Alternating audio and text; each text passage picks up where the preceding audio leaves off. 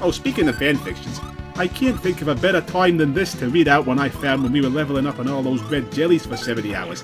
The small class of 15 settled in for the morning as the children took seats. What on earth are you doing? We are the Sinistrals! The almighty left menace! Are you going to challenge us while reading a ridiculous fictional story about us? Behind wooden desks, all chattering ceased when their teacher, Miss Woodley, entered the class with a surprisingly light load of classwork nestled between her arm and chest. "Good morning, class," she began cheerily, setting the folders along her own desk.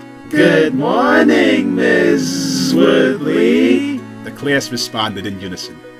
Their teacher smiled at the chorus. "Today is a special day. I felt that we should take a break from learning about the geography of the Alekia region to discuss it." Her smile broadened, and she adjusted her glasses beneath her unruly brown hair as she asked, "What do any of you know about the Sinistrals?" "Oh, me! Pick me!" A red-haired boy squealed from his seat near the front of the class. He waved his arm about excitedly. "Go ahead, Andy. They're dead!" he proudly announced, as if he revealed a secret no one in Astopolis knew. His freckled face beamed at this accomplishment. "That's correct. But do any of you know why?"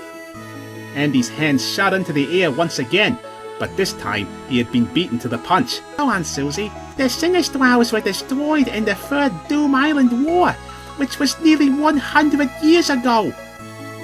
Miss Woodley clapped. "My, Susie, you are absolutely correct." Susie turned to Andy, tilted her head, and gave him an obnoxious grin. The boy folded his arms and stuck his tongue out at her in return. She turned back around, swinging her blonde hair and blocking him from her sight. "But you're wrong on one point." Andy took the opportunity, snickered under Miss Woodley's correction. "It's been exactly 100 years as of today since the Sinistrals were last destroyed." There was a scream from the back of the classroom. "That means they're coming back!" "Surely no!" Miss Woodley slammed the desk to get the class's attention, realizing that they were becoming frightened at the prospect. "There is nothing that says they have to come back right now.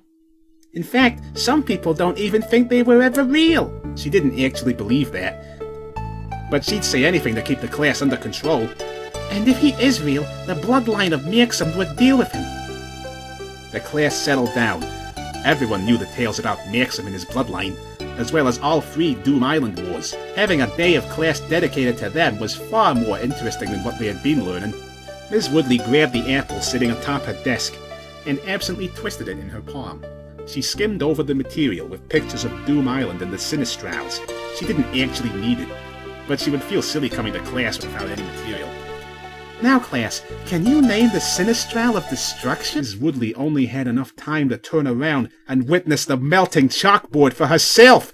The ensuing explosion threw her against a wall, leaving a smoking hole where the board had once been. A man no less than 8 feet tall stepped through the hole. The sunlight creeping through the now ruined wall gave the blue armor covering nearly every inch of his massive body an ominous gleam. Underneath his fiery red mane was the face of an ancient being with a raw, undying, irrational hatred of men. Upon the sight of the schoolchildren, his face curled into a sneer. "Inferior bags, run! I am Goddess, Sinistral of Destruction!" Andy's hand went back into the air. When he wasn't getting the attention he sought, his arm began to wave frantically. He mistook the Sinistral's bewildered gaze as indifference and began swinging his arm around like a windmill. "You, boy with spots on face! Why do you do that?" "You're supposed to call on us when we do that." "I do no such thing. Keep your arms down or I destruct them!" The boy quickly pointed to the crumpled form of the teacher in the corner. "But you killed Miss Woodley, so you're the new teacher." "Fool! Do you not understand? I am the Sinistral of Destruction! I only teach destruction!" Gades balled his fist and put it in clear view of the child. Little Susie was not impressed. If you're the Sinistral of Destruction, why don't you prove it? She asked in a sickeningly antagonizing manner. Gades wore a hearty smile. You know not what you ask. I crush you like glass cockroach on the mountain avalanche! Nuh-uh. Yes, I do! Gades growled. I don't think so. Yes! Susie folded her arms and shook her head. Nope. Silence them off! Gades screamed. The children squeaked at the display of his wrath. The Sinistral realized that he had no reason to argue. Only a fraction of his power was needed to turn this obnoxious brat into dust and send the message to the rest of class. He pointed his palm at snooty little Susie, only to discover the horrible truth. He had no power left. This resurrection, like the few before it, left him weakened. He would only regain his power with time. His thirst for destruction led him to be hasty, and he most likely used what little he had to burst through the wall. It was simply too soon. Told you so, Susie announced with a laugh. You're not a Sinistral. Maxim's descendant isn't even here to beat you up. The other kids joined in, pointing and laughing at him. No! Gades shrieked. Never had he had the experience of being the laughingstock of children. Upon accepting reality, the Sinistral's resolve changed. He may not have been able to reduce these children to dust, but he could reduce them to tears. Gades regained his composure, and that hearty smile returned. These people worshipped Maxim's bloodline. He would inform them that even the hero and his descendants had come to fear the Sinistral of Destruction. Long ago, I ruined your precious Maxim. He was powerless. I destroyed monotons, and he did nothing. The red-headed aunt, his annoying wife, blonde man with generic name, and strange elf man in bunny outfit cowered before me. They, unlike insolent brats in classroom, understood true power. They understood my power to make them destruct! Susie yawned.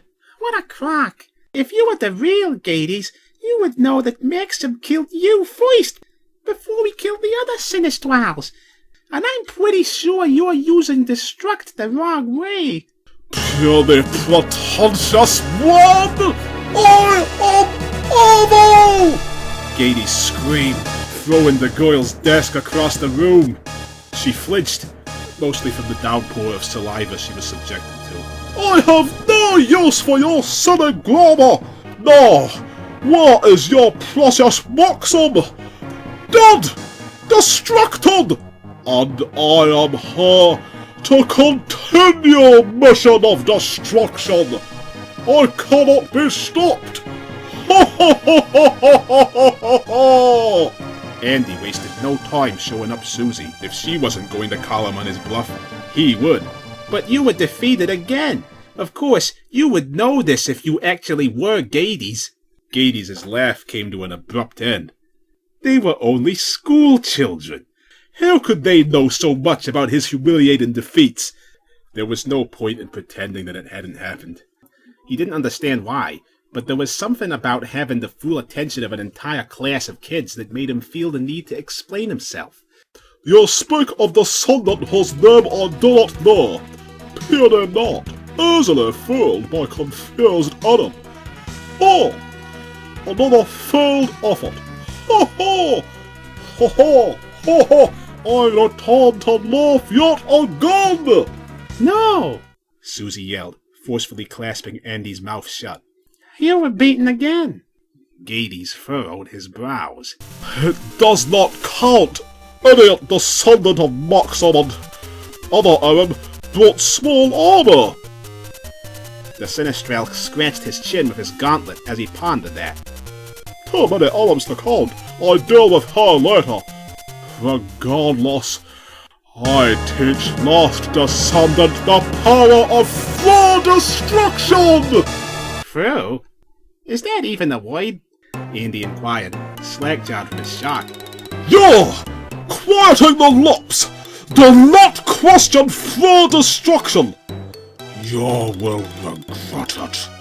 Mr. Sinistral Man. Shirley's shaky voice called for Gades.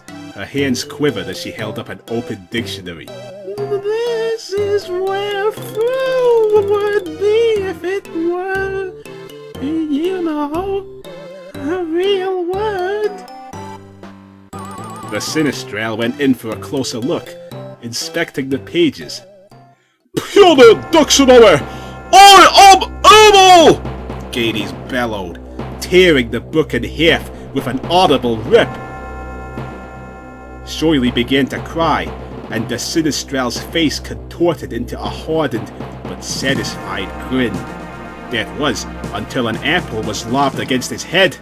Gades pointed at the culprit in surprise, and was nearly, but not completely, speechless. You, woman! You! He hissed indignantly at the teacher. I can't believe it, Miss Woodley whispered harshly, trapped beneath debris. The Sinistral of Destruction? What a joke! You are so pathetic. It's really true what they said. Your one and only purpose in life is destruction. It's all you know how to do. Even when you have no power left, you devolve to trying to destroy the hopes and dreams of children.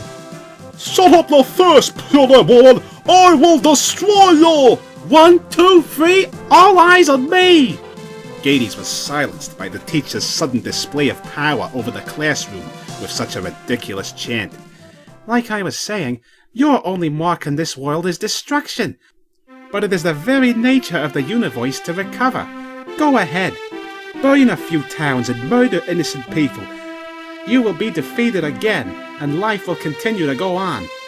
And when you return, if you do, everything you've done will be washed away. You have no place outside of a textbook in my classroom. You are ancient history. Gades was stunned. You, woman!